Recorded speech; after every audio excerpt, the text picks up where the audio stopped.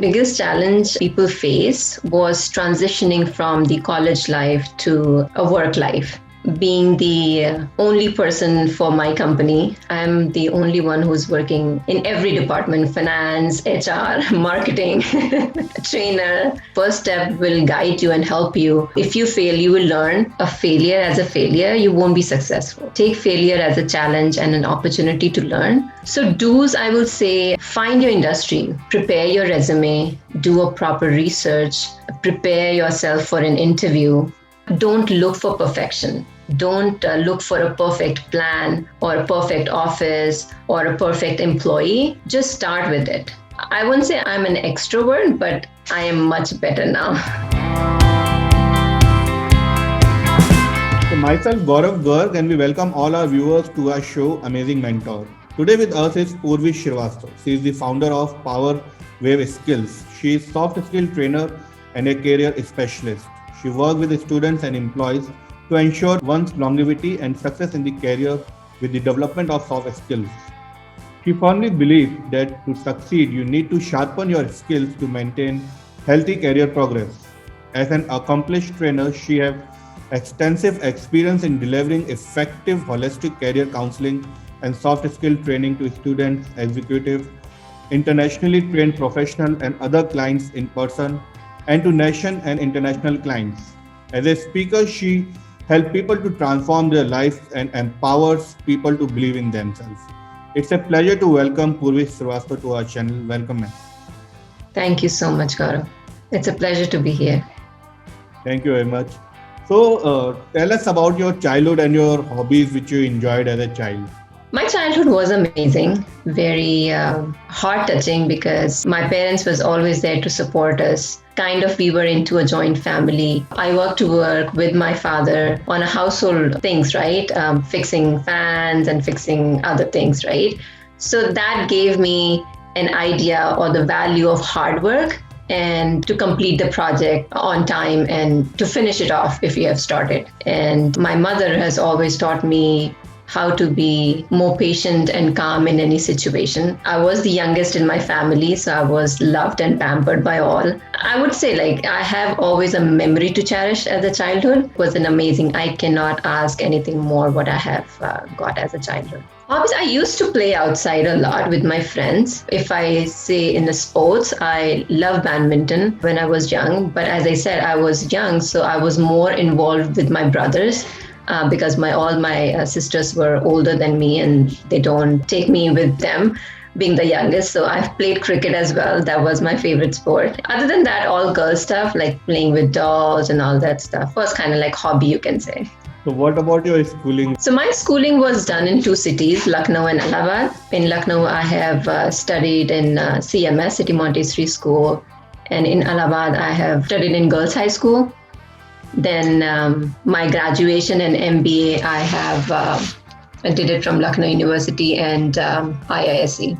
Any memory, bad or good, you would like to share? I think all the good memories I have with school. When you pass out, you remember, right? And you cherish those moments. But my schooling was amazing with CMS and with Girls High School, both. The only difference was CMS was a co-ed and Girls High School was a separate girls' high school. So it was difficult for me to adjust going from a co-ed school to the girls' school. But memories were good. I used to take part in all the activities that happened in school, parade or festivals or exhibitions, like all the drama part. And so it was fun. So what was your dream profession you want to be when you grow up? As a child, I never had any fixed thing in mind that I have to do that. It keeps on changing. Someday I want to become a teacher. Someday I want to become an air hostess. Someday I want to become a doctor. I always have in my mind to have my own business. I always want to start my own thing. I used to tell my father all the time, let's buy a hotel or let's do something different. Let's take a farm and grow something. But he always used to say okay, do your education and we will do it later. It needs a lot of money, but we will do it. So whatever happened in my life as a profession, it just happened. I haven't planned anything what I'm doing at this point of time. So as a child, was you introvert or extrovert child? I was an introvert child, very shy kid. I hardly talk to people. I hardly make friends when I was young. I have very few friends till today. So now what are you? Have you become now extrovert or not? Not extrovert, but I am much better. I can talk to people now. But earlier, if I say when I was a kid, I never used to talk to an unknown people. I never start a conversation. I was unable to start a conversation. But now I talk to like 10 different people every day whom I have never met, either through LinkedIn or through my business point of view, through my clients. So I wouldn't say I'm an extrovert, but I am much better now. Where did you started your career journey from? So my first job was in Lucknow after my MBA. I had started with Standard Chartered Bank in a home loan department. It was the first job, a big change from college life to in an organization. The things were very different. The process was very different. There was a manager who I have to report to. There were other team members who have to work with them accordingly. Then there I have worked for, I think, 6 to 8 months. And then I came here to Canada. Then my professional journey started, I would say. I had started with odd jobs. I've started with a call center with Bell Canada and keep on going with different departments, different industries. And finally, after I would say 15, 16 years, I have my own company finally. What were the challenges you faced while starting off your career? So I think the biggest challenge people face was transitioning from the college life to a work life because both things are very different, right? In college, you don't have to worry about reporting to anyone. You just study, you submit your project, your teachers tell you the feedback and you are done with marks. You're good with it. With the work life, it's totally different. The work culture is different. How you have to talk, how you have to behave, how you have to perform your work. There is a task that is given to you that you have to complete on time. It's a bit different. And for me, a big change was from India to Canada. Both the countries are different. The work culture is different. The people are different. The way they work is different. So it was a big change, but a good change. I have learned a lot here and it has enhanced my personality, what I am today. So thanks to the life experience that I have got. What was the major work culture difference you feel when you shifted from India to Canada? The work culture is very different from Canada or India, I would say. First difference is when we talk to our managers, even a CEO, we just call them by name. There is a position difference, like they are manager or senior manager or CEO, but they don't treat you as like a manager or a CEO. They treat you as a friend. We party together, we have a meeting together, and the discussion that goes on, it never shows that they are the manager or the CEOs. Here, manager asks you whether you like to work a longer hours. Can you spend 2 more hours in this week? So yes, there is a difference, a lot of difference that I have noticed. And they have a personal life. If I finish my office at 5:30, it's done. Next day morning when I am in the office at 8:30, my work starts. But from 5 in the evening till morning 8, nobody disturbs me. Nobody send me an email. There is no discussion about the work. Your family life is different and your work life is different. So yes, there's a big change and a difference in work culture. So you have around 15 plus years of experience. So how is your journey till date? It was amazing. I have learned a lot. There was lots of ups and downs, a lot of failures and success. But if you're asking me the question right now, I would say whatever happened for a reason. And I'm very happy whatever I have done in my professional life or personal life, it has made me who I am today. The confident, a somewhat extrovert that I can talk to people. The experience was amazing. I cherish every moment, whether failure or success. So when did you thought to leave your job and start your entrepreneur journey? It was not planned decision, I would say. I always want to start my business, but in 2018, I went to an illness, which my doctor advised me to take rest so that I have to take a break from work. And during that break, I have realized why not start my work because I was working in a college doing career service role. So there gradually it started in 2018. And then I asked my husband, should I continue with my business or should I join? And he said, whatever you want to do, you can do it. And then I said, this is the best thing to do. You have your own time. You can spend your own thing. And if it had started, let's continue on and see how it goes. And job is the other option. We can join after 2 years. So, what all challenges did you face in the starting of your journey as an entrepreneur? There were a lot of challenges. Being the only person for my company, I have to do everything. I have to create my brand. People don't know me. People don't know my company. What are the services that I offer? So a lot of research has been done because I have worked in the industry. So I know people, how things are worked here and how people react to the situation and what kind of a quality of work they require. So that I have an idea. And then gradually I started building my personal brand and my company's brand, started networking through LinkedIn, or through the colleges that I was working here in Canada. There was a challenge. There was a challenge every step of the way, I would say, because when you talk to 10 clients, only one give you the service or either one or two will give you a call back. So it was a lot of things that need to be done. I'm grateful that I have started. Unless and until you start, you don't know where you'll end up. Yeah, I'm the only one who's working in every department: finance, HR, marketing, trainer. So I'm doing everything so far. Basically, first step is most important. At least you have taken your first step. Yes. Earlier, I used to think I have to have a proper business plan, like everything needs to be perfect. But I've realized you have to take step. First step will guide you and help you. If you fail, you will learn. And then you go on to the second step. That's where I just started and see how it goes. So any particular moment of your professional journey, worst and good, you would like to share?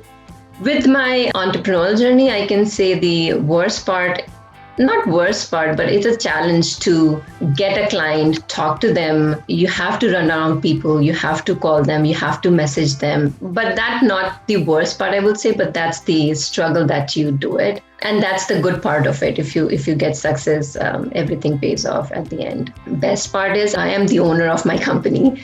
I do what I want to do. Nobody is there to ask. I don't have to take permissions. I handle my own things all by myself, my family, my work. I can balance it very well. Yeah, this is the best thing I think I have ever handled. Every entrepreneur have that feeling every night, I think, that, okay, I need to quit. But in the morning, he again sits on his chair and start his journey again. So what is that motivation point for you? I think my motivation is my work that I do, because I mostly work with youngsters and I see the struggle that they are facing, the problems that they go through. Making them aware of themselves, who they are, motivates me to do my work.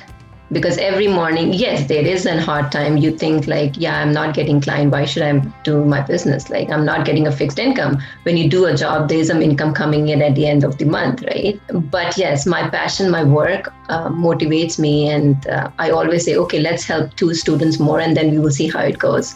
So it keeps on working, and by God's grace, it is working. I won't say that it's running, but I'm gradually getting there.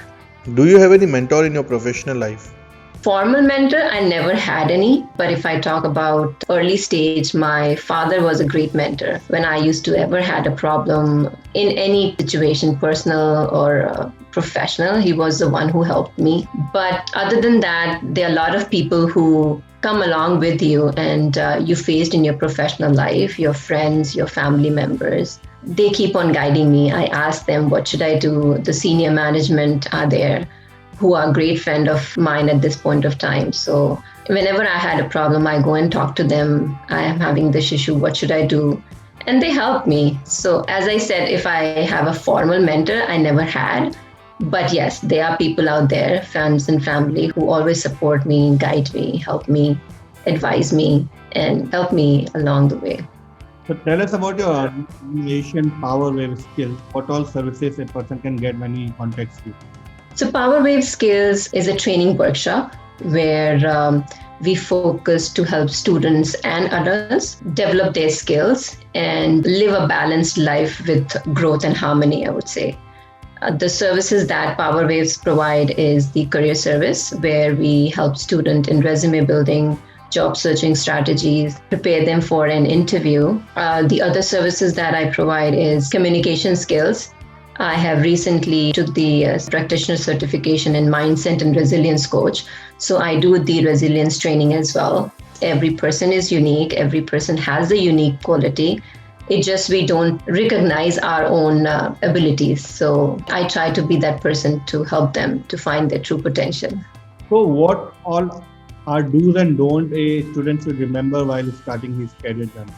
So do's, I will say, find your industry where you want to go in. You have to have a plan for yourself, what you want to do in life, because you have to find out your strengths and weaknesses first and focus on that. You have to have your resume properly, professionally developed resume. You have to expand your network.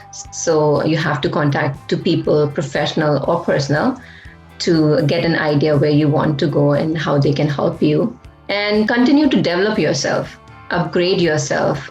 If you have a gap between your education and your work life, try to fill that gap with some learning, with some certification. I think that really helps students to get into where they want to go. Don'ts, I would say, when we start applying for the positions, we get so busy and frustrated at one point of time that we forget to take care of our health. So I would say take care of your health. That is more important. Stay in a fixed path where you want to go, right? Don't wander around start comparing yourself with others. See if he has got the good job, so I'll also go in that one. It might take your path a longer time to achieve your goal, but you will achieve your goal. So you have to find your passion where you want to go. Have a realistic expectations. Don't expect that in your first job you will be getting like 2 lakh or $80,000 job, right? If you're starting new, if you're a fresher, accept whatever you get. Don't have an unrealistic expectations. So I think these are the things, if they keep in mind, they will be successful.